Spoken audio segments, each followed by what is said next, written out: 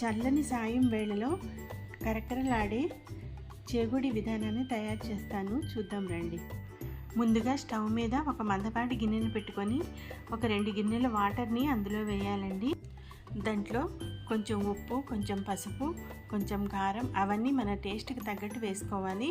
కొంచెం నువ్వులు, కొంచెం జీలకర్ర, ముందుగా నానబెట్టుకున్న పెసరపప్పుని, ఒక 2 స్పూన్స్ ఆయిల్ని, కొంచెం 1 స్పూన్ హింగుని వేసుకొని మనం ఏ కప్తో అయితే వాటర్ తీసుకున్నామో అదే కప్పుతో 2 కప్స్ బియ్యం పిండిని అందులో వేసుకొని బాగా కలిపి మూత పెట్టుకోవాలి.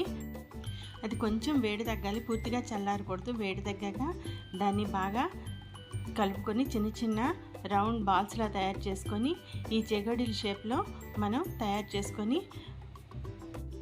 ఆయిల్లో మనం డీప్ ఫ్రై చేసుకోవాలి. ఎంతో గుల్లగా క్రిస్పీగా ఉంటే చెగోడీలు రెడీ.